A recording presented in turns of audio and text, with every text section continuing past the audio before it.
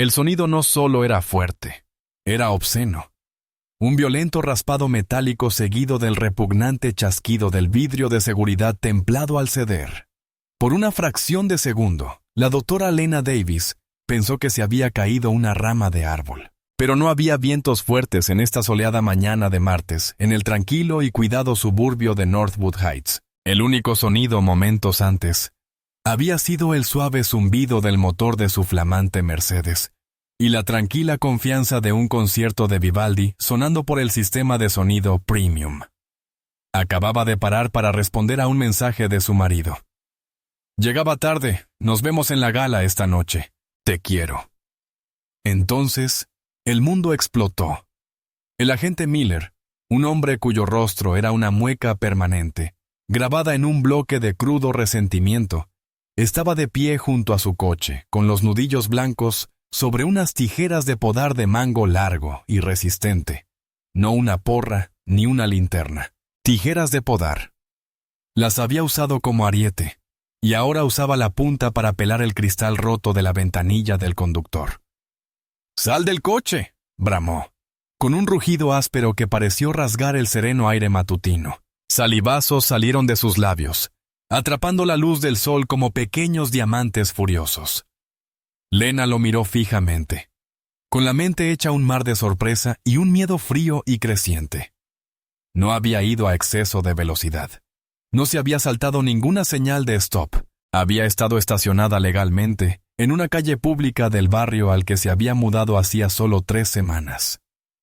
«Agente», comenzó, con voz firme a pesar de la adrenalina que corría por sus venas. «¿Qué significa esto? ¿Qué he hecho? ¿Qué ha hecho usted?» Miller rió, con un sonido desagradable y sin humor. Metió la mano por la ventana rota, buscando la cerradura. «Empecemos por rondar por un barrio residencial. Inspeccionando casas, quizás. ¿Buscando un botín?», señaló con la cabeza las majestuosas casas coloniales de ladrillo que bordeaban la calle. «La gente como tú no debería estar aquí», destacas. La frase flotaba en el aire, densa y venenosa. «Gente como tú». Lena sintió una ira cansada y familiar subirle al pecho, una emoción que había pasado toda la vida aprendiendo a controlar. Era doctora en sociología por Yale, autora publicada, una académica respetada que había dedicado su carrera al estudio de la desigualdad sistémica, y en ese momento, ella era como cualquiera. Su coche, un regalo de graduación de su marido, era un símbolo de su éxito. Pero para este hombre era claramente un objeto de sospecha, un elemento de un crimen que ya tenía grabado en la cabeza. Su compañero, un agente más joven y corpulento llamado Jenkins, se quedó atrás junto a la patrulla, con una sonrisa burlona en los labios, mientras sostenía su teléfono, grabando claramente, no como prueba, sino como entretenimiento. «Vivo aquí», dijo Lena, con la voz bajando a un tono de calma silenciosa y peligrosa. «Mi casa está a 3 manzanas, en Magnolia Drive 1214. Me acabo de mudar».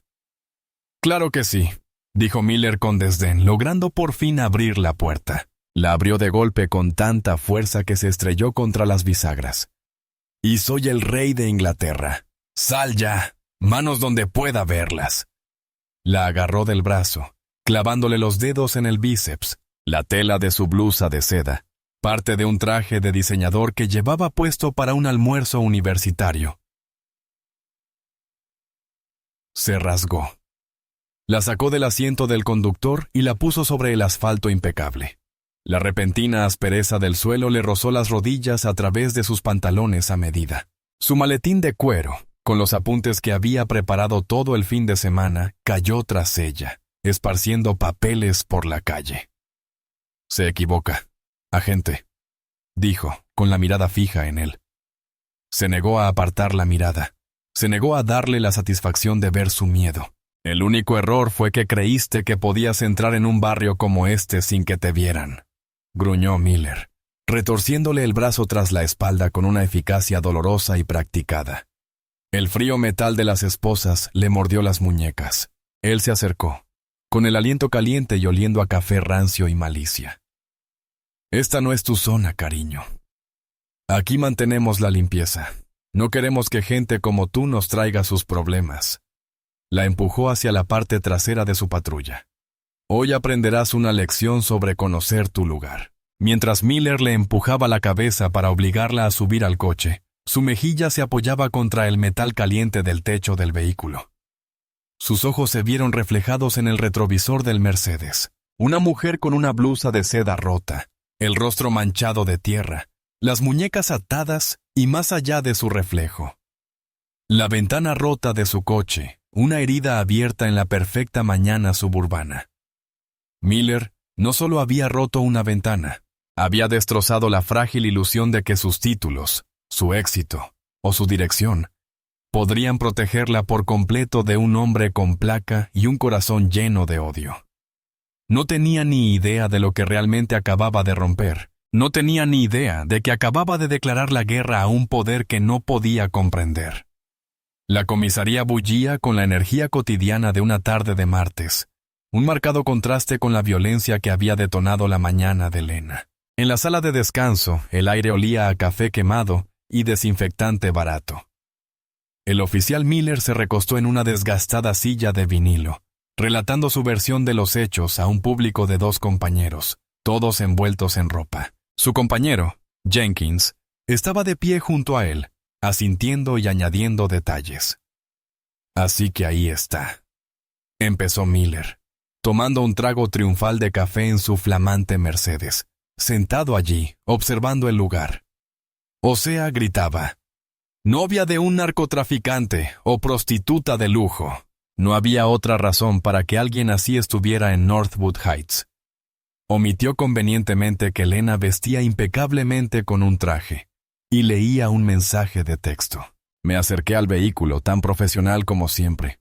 Continuó contando la historia que había perfeccionado tras cientos de encuentros similares. Y ella inmediatamente se mostró hostil. Empieza a gritar sobre sus derechos, llamándome racista. Ya sabes el guión. Jenkins intervino con voz ansiosa. Estaba totalmente trastornada. Jefe, cuando Rick le pidió su licencia, empezó a buscar algo en la guantera. Por lo que sabíamos, podría haber sido un arma. Esto fue una invención total, una mentira trillada usada para justificar la escalada. Las manos de Lena habían estado en el volante todo el tiempo, hasta que Miller rompió la ventana. El jefe de policía Brody, un hombre cuyas entrañas le tensaban los botones del uniforme, y cuya carrera se había forjado haciendo la vista gorda, escuchaba con una expresión ensayada de solemne preocupación. Había oído las historias de Miller antes. Siempre eran las mismas. Una minoría sospechosa en un lugar donde no debía estar, que luego se volvía combativa, obligando a Miller a usar la fuerza necesaria. Era una narrativa clara y sencilla que Asuntos Internos podía aprobar sin problemas, y siempre funcionaba. Entonces la ventana, dijo Brody, con un tono que sugería que era un detalle menor. ¿Qué pasó ahí? Cerraba las puertas y se negó a cumplir las órdenes legales de salir del vehículo, dijo Miller con suavidad, sin dudar en la mentira. Estaba creando un riesgo para la seguridad pública. Tuve que usar una herramienta de oportunidad para entrar. Procedimiento estándar cuando un sospechoso se encuentra atrincherado. Hizo que las podadoras de árboles parecieran una herramienta de asalto del departamento. El hecho de que fueran sus herramientas de jardinería personales, sacadas del maletero de su coche, era un detalle que sabía que nunca aparecería en el informe oficial. ¿Y sus lesiones?, preguntó Brody, mirando un informe preliminar que mencionaba rasguños y moretones. Resistiendo al arresto, dijo Jenkins rápidamente. Ella luchó contra él todo el camino. Se tiró al suelo. Incluso tenemos todo en video. Él palmeó su teléfono en el bolsillo, confiado en el video cuidadosamente editado que había grabado, que comenzaba convenientemente en el momento en que sacaban a Lena del auto. Los cruciales 30 segundos previos, la furia injustificada de Miller, sus burlas racistas y la rotura de la ventana se habían pasado por alto. La propia cámara corporal de Miller, según afirmaría más tarde, sufrió un fallo repentino de batería en el momento crítico. El jefe Brody asintió lentamente, con expresión inmutable. No era estúpido.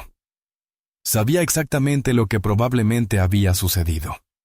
Sabía que Miller era una demanda inminente, un polvorín de prejuicios con placa. Pero Miller también era implacablemente eficaz en la vigilancia policial proactiva en los barrios ricos, una métrica que al alcalde le encantaba pregonar. Sus cifras de arrestos eran altas, y los residentes de Northwood Heights se sentían más seguros con él patrullando. La queja ocasional de un detenido como él era simplemente el precio de hacer negocios. «De acuerdo», dijo Brody. Su voz era un gruñido bajo y autoritario. «Escríbalo. Enfatiza su incumplimiento y tu percepción de una amenaza.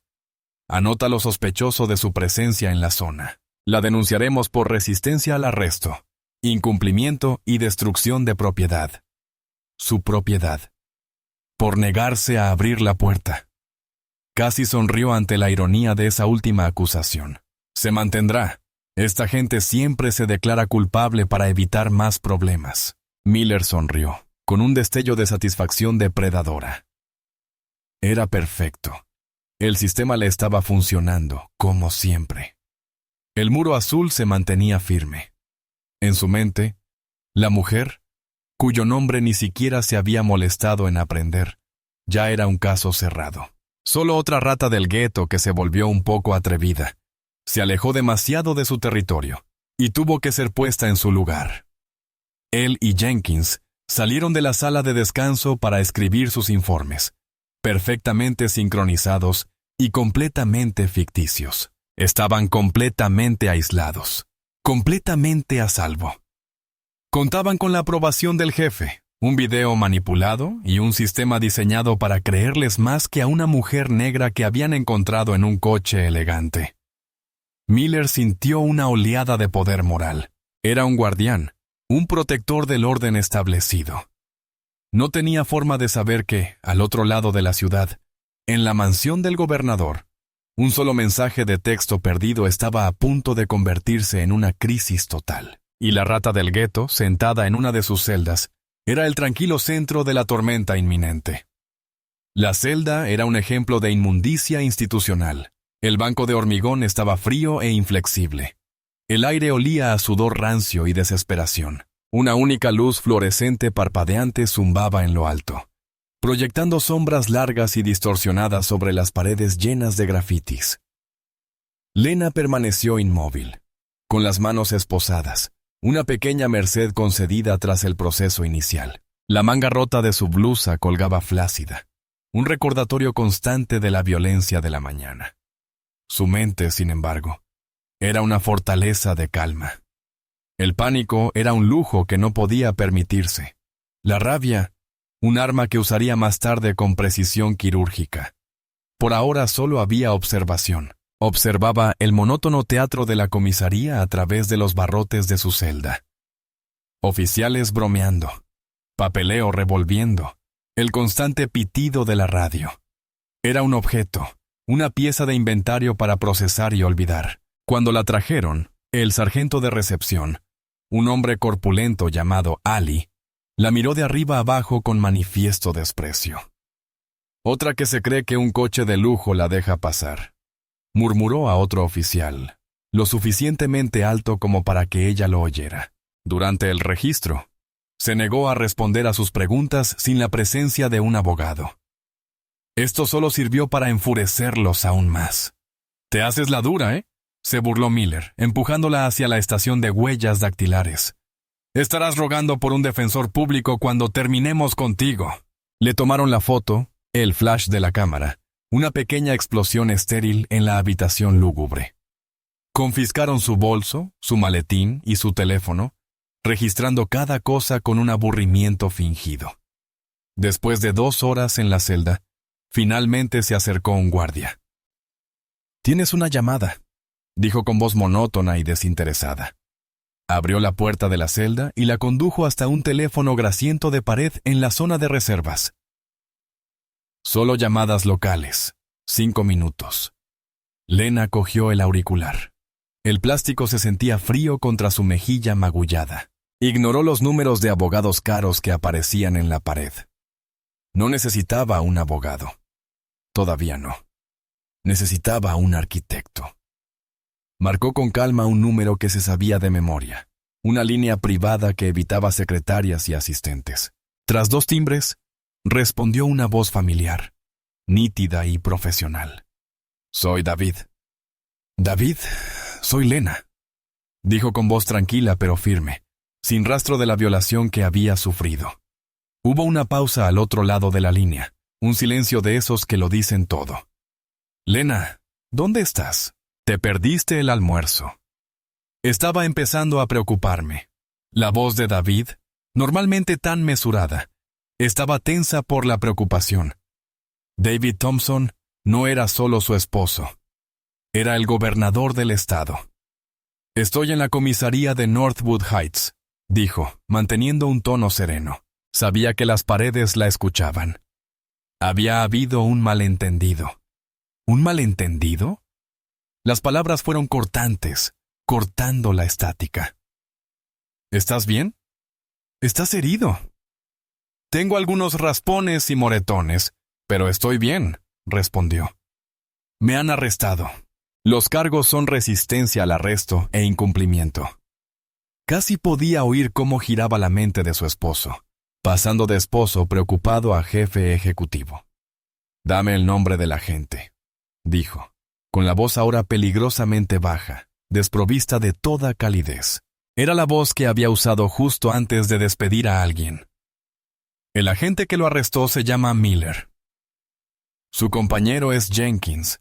Lo supervisa el jefe Brody».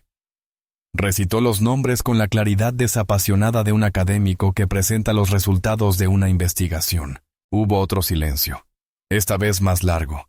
«Luego mantén la calma. Lena, no les digas ni una palabra más. Ni una. Yo me encargo de esto. Voy a hacer algunas llamadas. La ayuda está en camino». La línea entre la ayuda y el peso aplastante del poder ejecutivo estatal era, en este caso, inexistente. «Lo sé», dijo en voz baja. «Nos vemos pronto». Colgó el teléfono.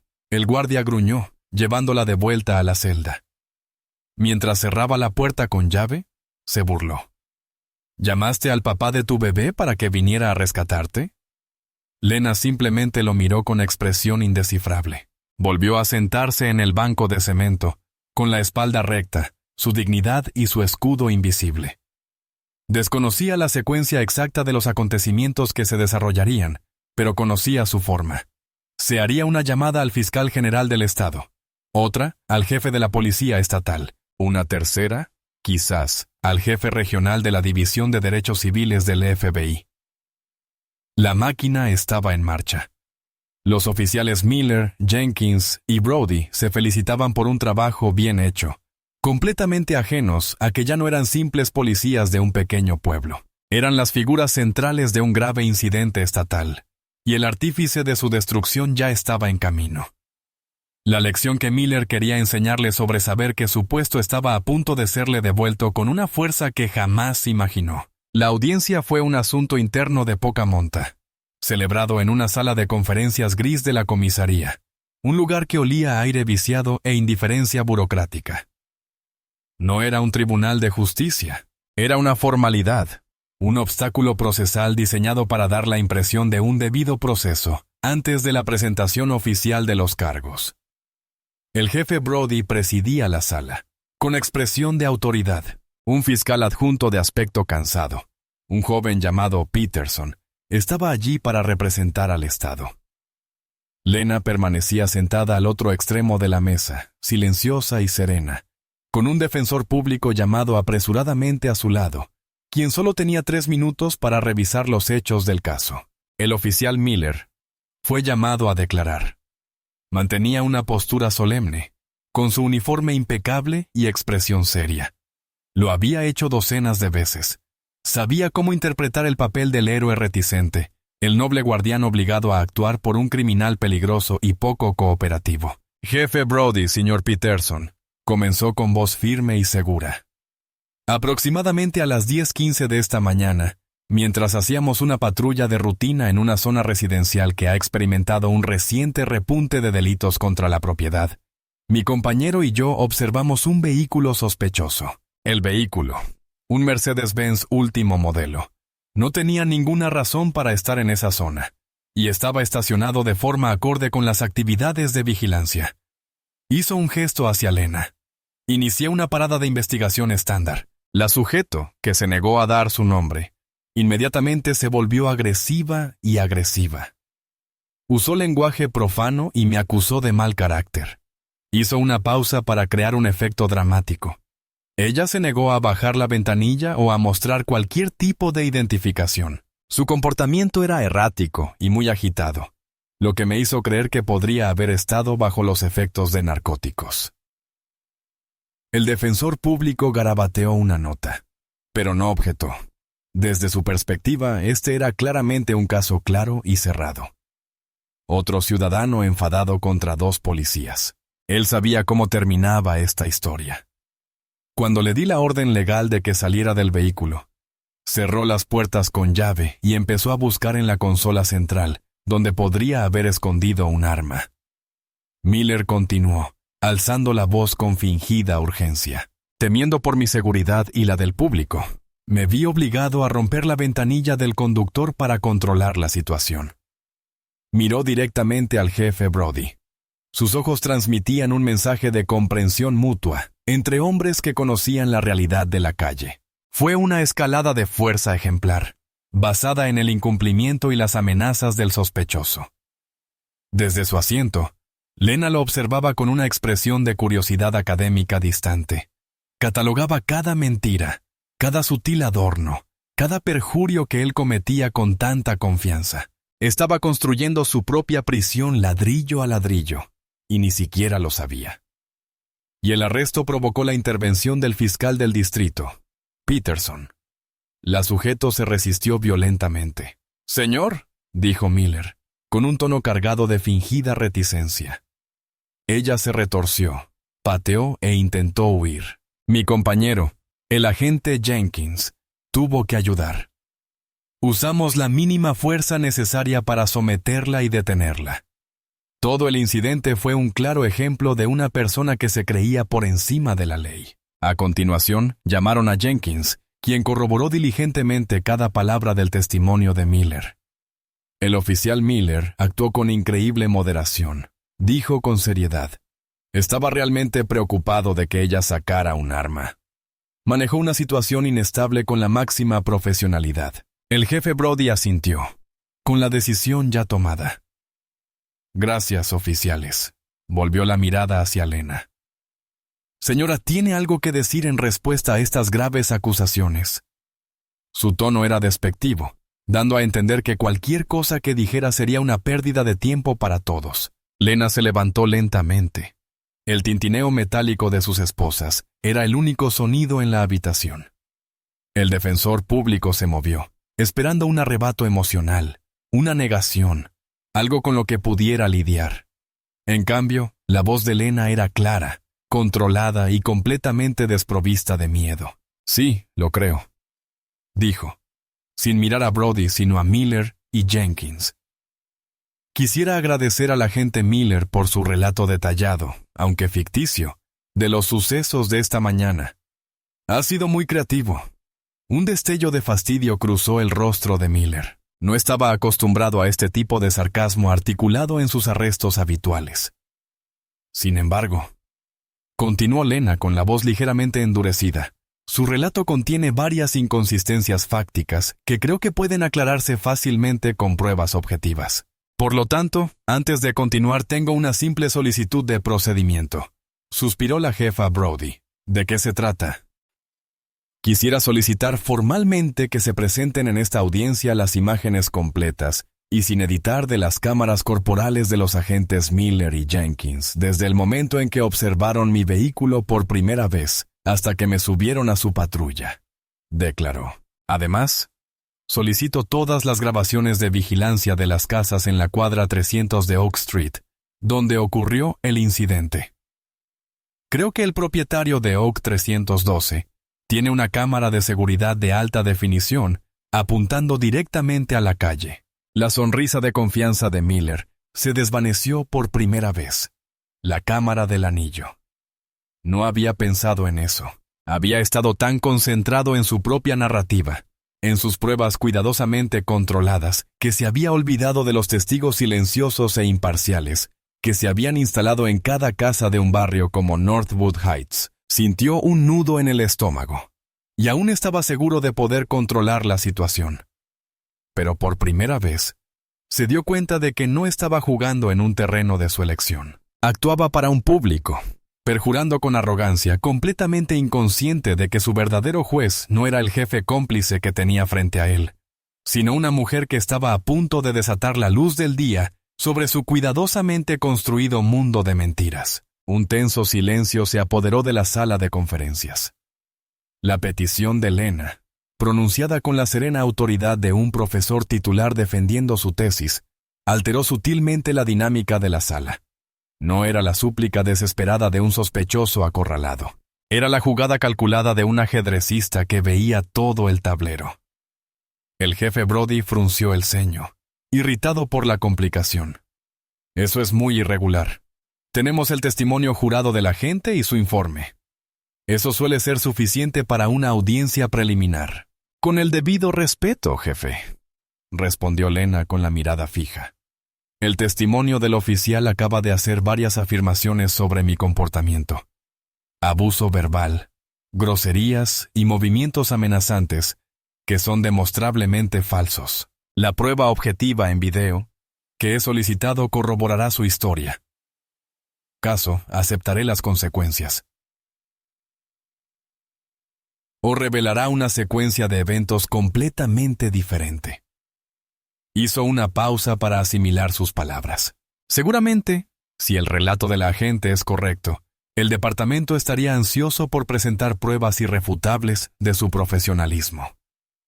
Ella lo había enmarcado a la perfección, convirtiendo una negación en una posible admisión de culpabilidad. El fiscal adjunto Peterson se removió incómodo. Era joven, pero no era tonto. Esto empezaba a oler mal, y no quería hacer un daño colateral en un caso de mala conducta policial. Jefe, la petición es razonable, dijo Peterson con cautela. Si la evidencia existe, es posible descubrirla. Es mejor abordarla ahora. Miller le lanzó a Peterson una mirada venenosa. Mi cámara corporal falló, soltó, recurriendo a la excusa más vieja y endeble del mundo. Se me acabó la batería justo antes de la parada. ¡Qué lástima!, dijo Lena con la voz llena de educada incredulidad. Entonces supongo que la cámara del agente Jenkins funcionaba a la perfección, y quizás su grabación sea más larga que el clip de 30 segundos que ya ha entregado. Miró a Jenkins, cuyo rostro palideció. Su video cuidadosamente editado era su escudo. Pero el archivo completo y sin editar contenía el audio incriminatorio de él, y Miller bromeando y haciendo comentarios racistas incluso antes de acercarse a su auto. Además, Lena continuó, aprovechando su ventaja. Como esto ya es de dominio público, también me gustaría solicitar una copia completa y sin censura del historial de quejas formales del oficial Frank Miller, de su historial de servicio en este departamento. Ese fue el golpe definitivo. Miller sintió que se le escapaba el aire de los pulmones. Su expediente era un documento grueso y feo, lleno de quejas que habían sido desestimadas o marcadas como infundadas por una división de asuntos internos amiga, pero que estaban presentadas en un solo documento. Presentaba una imagen clara y contundente de un depredador con placa. «Un momento», bramó Brody, con la cara enrojecida. «Su solicitud está fuera de lugar. Esto no es una búsqueda indiscriminada. Estamos aquí para discutir los cargos en su contra. Los cargos en mi contra se basan completamente en la credibilidad del agente Miller». Lena replicó con soltura. Su historial de conducta, sobre todo en encuentros con ciudadanos de color, es directamente relevante para establecer un patrón de comportamiento. Si tiene antecedentes de acusaciones similares, sin fundamento de beligerancia sospechosa que condujeron al uso de la fuerza. Esto sugeriría que el incidente de hoy no fue una anomalía, sino un procedimiento operativo estándar. Ella estaba usando sus propias tácticas contra él, pero con el vocabulario de un abogado de derechos civiles. El defensor público la miró fijamente, con la boca ligeramente abierta, al darse cuenta finalmente de que no se trataba de un cliente común. Antes de que Brody pudiera volver a objetar, las puertas dobles de la sala de conferencias se abrieron de golpe. Todos se giraron. En la puerta había 2 hombres con trajes oscuros y auriculares, con expresiones impasibles y profesionales. Se hicieron a un lado, sujetando las puertas. 2 figuras más entraron por la puerta. El primero fue Arthur Vance, el fiscal general del estado, con el rostro de una furia contenida y una máscara atronadora. El segundo fue quien le heló la sangre al oficial Miller. Era alto, vestía impecablemente, y su rostro aparecía en vallas publicitarias y noticieros de todo el estado. Era el gobernador David Thompson. No miró al jefe, no miró al fiscal. Sus ojos ardían con un fuego frío y protector. Se fijaron de inmediato en la mujer esposada al otro extremo de la mesa. La cuidadosa narrativa del mentiroso. Su muro de protección azul. Su mundo entero. Todo estaba a punto de ser reducido a polvo. La llegada del gobernador y el fiscal general fue como un rayo en la habitación viciada y sin ventanas. El aire crepitaba con una nueva y aterradora energía. El jefe Brody, quien momentos antes había estado fanfarroneando con autoridad, ahora parecía un hombre que hubiera visto un fantasma. Se levantó a medias de su silla, abriendo y cerrando la boca en silencio. El joven fiscal Peterson simplemente se quedó mirando, con el rostro de pura conmoción. El gobernador Thompson los ignoró a todos. Su concentración era singular, absoluta. Recorrió la habitación con pasos largos y decididos, sin que sus costosos zapatos de cuero hicieran ruido sobre el suelo de lenolún barato. Se detuvo justo detrás de la silla de Elena y posó las manos suavemente sobre sus hombros. Se inclinó, su voz baja, pero resonando en cada rincón de la silenciosa habitación. ¿Estás bien, cariño? La palabra es cariño, fue el detonante. No era solo un gesto cariñoso, era la confirmación de una relación tan incomprensible para el oficial que rompió su realidad. El oficial Jenkins parecía a punto de desmayarse. Su rostro, ya pálido, se había vuelto de un blanco verdoso pálido. Miró fijamente a Lena, luego al gobernador, mientras la terrible ecuación finalmente se resolvía en su mente. Pero fue Miller quien tuvo la reacción más visceral. Su mundo de dominio y control, cuidadosamente construido, acababa de evaporarse. La rata del gueto, la prostituta, la mujer a la que había considerado inútil y desechable, era la primera dama del estado. El hombre cuyo retrato colgaba en el vestíbulo del distrito, el hombre que firmó el presupuesto que pagaba su salario. Era el esposo de la mujer a la que había sacado a rastras de su coche, esposado e insultado. Las tijeras de podar en el maletero de su coche de repente se sintieron como una guillotina esperando su propio cuello. El gobernador Thompson se enderezó. Levantó la vista, recorriendo la sala con la mirada. Sus ojos, cálidos y carismáticos durante la campaña, eran ahora esquirlas de hielo glacial. Se posaron en el jefe Brody. «Jefe». La voz del gobernador era engañosamente tranquila, un preludio silencioso de un huracán. «Quizás pueda explicarme por qué mi esposa está esposada en su sala de conferencias. Gobernador, yo sabía que había un informe». Brody tartamudeó. Su autoridad se desvaneció en un instante. Ya no era jefe de policía. Era solo un burócrata torpe atrapado en un error catastrófico. «Un informe», repitió el gobernador con las palabras a veneno. Estoy seguro de que era un informe muy completo. Dirigió su mirada gélida a Miller. «Oficial Miller, ¿es usted? Fue usted quien creyó necesario romper la ventanilla del coche de mi esposa y arrastrarla a la calle». Miller no podía hablar. Se le había cerrado la garganta. Solo pudo asentir, un movimiento patético y espasmódico. «Ya veo», dijo el gobernador en voz baja. Miró al fiscal general. «Arthur, creo que tienes algo para estos oficiales». El fiscal general Vance dio un paso al frente con una tableta. Sí, gobernador. Miró directamente a los oficiales Miller y Jenkins.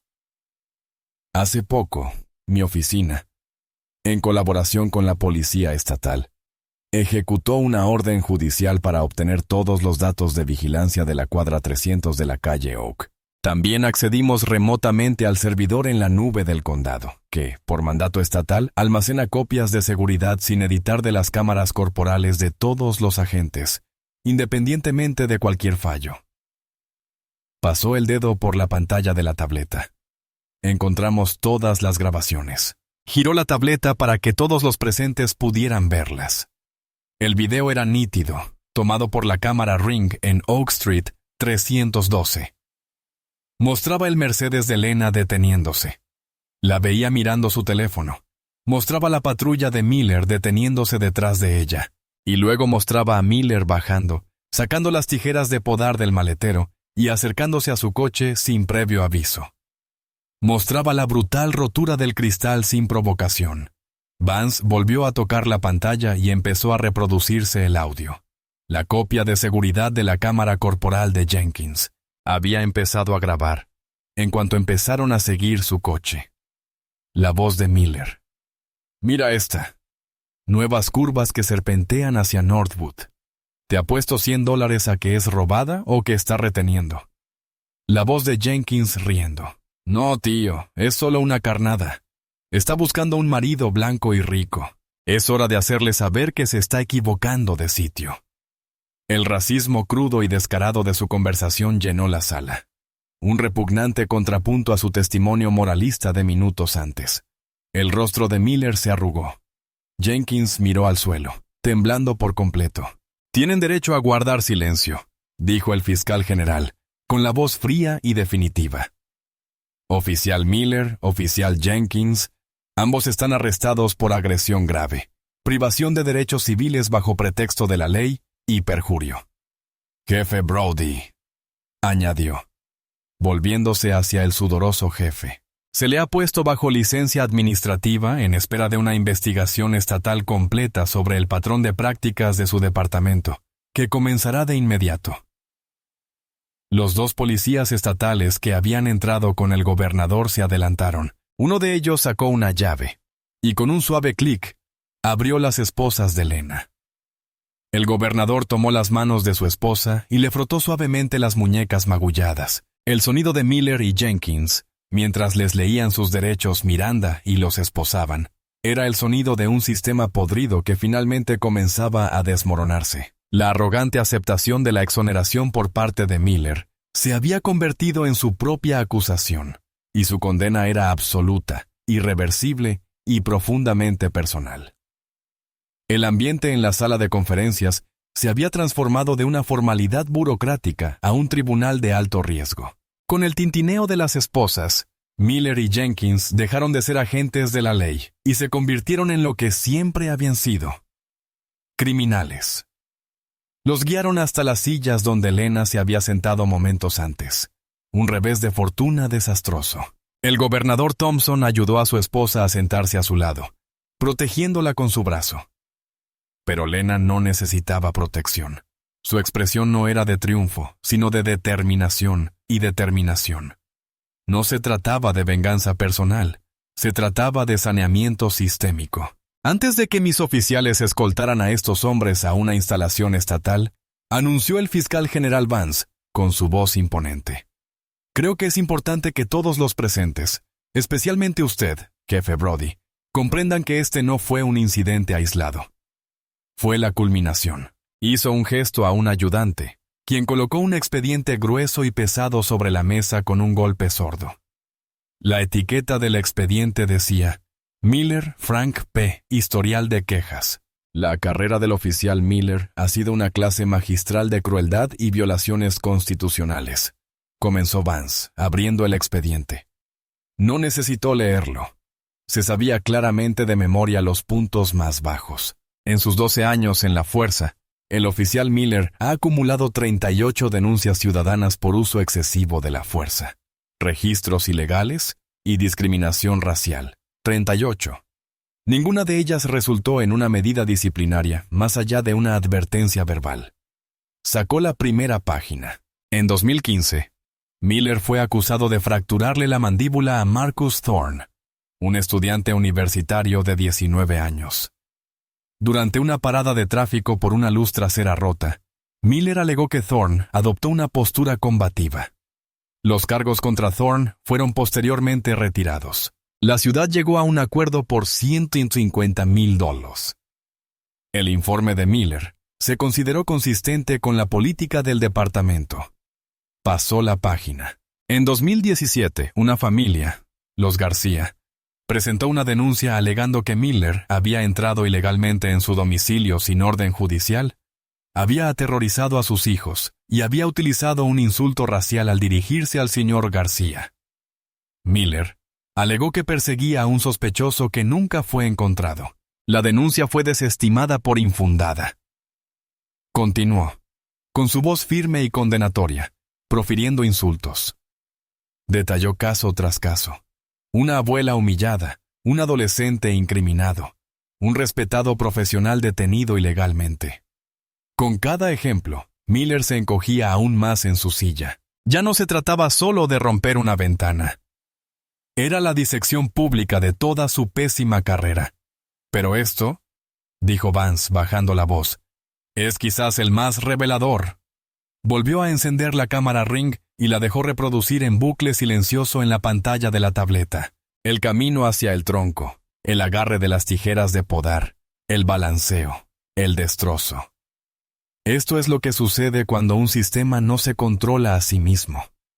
Crea monstruos que se creen intocables. Hombres que se sienten tan envalentonados, tan completamente desprovistos de responsabilidad, que cometen un delito grave a plena luz del día, en plena vía pública, simplemente porque no les gusta el color de la piel de alguien. El gobernador habló entonces, en voz baja y lleno de una furia que era aún más aterradora por su control.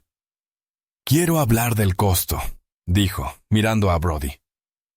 Cada vez que se desestimaba una denuncia contra este hombre, no se le ahorraban problemas al pueblo, sino que se acumulaba una deuda pagada por los ciudadanos a los que aterrorizaba.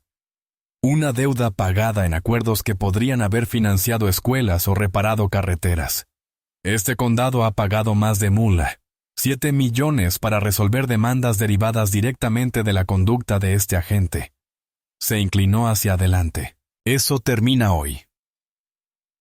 Congelo todos los fondos estatales al Departamento de Policía de Northwood Heights, hasta que se complete una revisión completa de la supervisión federal. Su departamento será desmantelado pieza por pieza y reconstruido para convertirlo en algo que realmente sirva y proteja a todos sus ciudadanos. Brody parecía haber recibido un golpe físico. Su carrera, su departamento, su legado, todo quedó incinerado. Finalmente, Lena habló. Se levantó y caminó hacia la tableta, deteniendo el video justo en el momento en que el rostro de Miller se contorsionaba en una máscara de pura rabia al romper el cristal. No miró a Miller, sino a su imagen congelada. Este hombre me dijo que necesitaba aprender cuál era mi lugar, dijo con voz clara y firme. Y durante años, a hombres como él se les ha permitido definir ese lugar para personas como yo. Un lugar de miedo, un lugar de sumisión, un lugar donde agachas la cabeza y rezas para que nadie te note. Se giró y miró directamente a Miller a los ojos, que ahora estaban rojos y bañados en lágrimas de autocompasión. Se equivocó, agente Miller. Mi lugar no está en su celda, está en las aulas de Yale, está en las juntas directivas de fundaciones benéficas, está junto a mi esposo mientras trabajamos para construir un estado mejor y más justo. Dio un paso más cerca. ¿Y su lugar? Su lugar ya no está detrás de una placa que ha deshonrado tan completamente. Tu lugar está en un tribunal como acusado. Tu lugar está en una celda donde finalmente tendrás tiempo para reflexionar sobre las vidas que has destruido. Sus palabras quedaron suspendidas en el aire, un juicio final perfecto y devastador. La policía estatal intervino, poniendo de pie a Miller y Jenkins, mientras se los llevaban, despojados de su poder y su libertad. La verdad era innegable. No eran solo 2 policías corruptos los que comparecían ante la justicia. Era todo el sistema corrupto que los había permitido durante años. Y todo había sido derribado por una mujer a la que habían subestimado trágicamente. Las semanas posteriores al incidente en Northwood Heights fueron un torbellino de reformas y reconciliación. La historia se convirtió en un fenómeno nacional, un ejemplo claro e innegable de abuso de poder. Los oficiales Miller y Jenkins, a quienes se les negó la libertad bajo fianza por riesgo de fuga y amenazas a la comunidad, fueron rápidamente acusados de múltiples cargos federales. Su presuntuosa confianza había sido reemplazada por el terror sombrío de hombres que se enfrentaban a la brutal realidad de un sistema que ya no podían controlar. Su juicio fue breve. Las pruebas, el video nítido, sus propias palabras condenatorias en la grabación de audio y la procesión de víctimas pasadas que se presentaron a declarar fueron abrumadoras. Miller fue sentenciado a 15 años de prisión federal y Jenkins a 8. Sus carreras, pensiones y libertad se perdieron para siempre. El jefe Brody fue despedido en desgracia.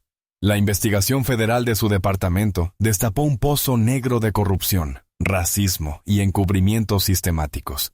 Otros 17 oficiales fueron despedidos u obligados a renunciar. El departamento de policía de Northwood Heights fue desmantelado y reconstruido desde cero, bajo estricta supervisión federal, con una nueva jefa traída de fuera del estado, una reformadora conocida por su compromiso con la policía comunitaria y la rendición de cuentas. Pero el impacto no se limitó a la ciudad. El gobernador Thompson, acompañado por su esposa Lena en cada conferencia de prensa, aprovechó el impulso para impulsar una reforma policial integral a nivel estatal. Lena, tras dejar atrás su formación académica y salir a la luz pública, se convirtió en el rostro y la brújula moral del movimiento. No solo había sido víctima de la violencia contra la esposa del gobernador, era la doctora Lena Davis, una brillante socióloga cuya experiencia personal ahora alimentaba su experiencia profesional. Fue coautora del proyecto de ley de rendición de cuentas policial más completo en la historia del Estado, la Ley de Responsabilidad de Dra. Lena Davis, como se la denominó rápidamente. Esta ley impuso una revisión automática a nivel estatal para cualquier agente con más de 3 denuncias por uso excesivo de la fuerza en 5 años. Tipificó como delito grave la manipulación o el mal funcionamiento de las cámaras corporales. Creó una base de datos pública y transparente sobre los registros de mala conducta de los agentes, poniendo fin de forma efectiva a la práctica de que los agentes problemáticos se trasladaran discretamente de un departamento a otro. Se aprobó con un apoyo bipartidista abrumador. Ningún político quería ser visto votando en contra de la mujer, que con tanta calma y valentía había enfrentado la misma corrupción que el proyecto de ley pretendía eliminar. 6 meses después de aquella soleada mañana de martes, Lena se encontraba en el jardín de la mansión del gobernador, en una ceremonia para celebrar la aprobación del proyecto de ley. La blusa de seda rota había desaparecido, reemplazada por un vestido elegante y seguro. Los moretones se habían desvanecido, pero el recuerdo se había forjado en determinación. La ventana rota de su Mercedes había sido reparada, pero la debilidad que revelaba en el sistema judicial ahora se estaba remendando meticulosamente. Miró a la multitud, legisladores, líderes de derechos civiles y ciudadanos de todos los ámbitos, y vio el reflejo de un Estado que cambiaba lenta pero seguramente. Pensó en Miller sentado en una celda de una prisión federal, un lugar donde había encerrado a tantos otros, ahora él mismo residente. Había intentado enseñarle una lección sobre su lugar, y al final lo había logrado, aunque no como pretendía. Le había enseñado que su lugar estaba en la primera línea de la lucha por la justicia. Le había enseñado al Estado que la rendición de cuentas no era una amenaza, sino una promesa. Y le había enseñado a la nación que la negativa de una persona a ser doblegada podía ser el catalizador de una revolución de conciencia. Las semillas de la verdadera justicia, sembradas en un momento de violencia atroz, comenzaban a florecer en todo el Estado. Un testimonio de que el verdadero poder no reside en la capacidad de romper una ventana, sino en la fuerza para reconstruir el mundo que la rodea. La gala de esa noche fue un evento tranquilo para Lena y David.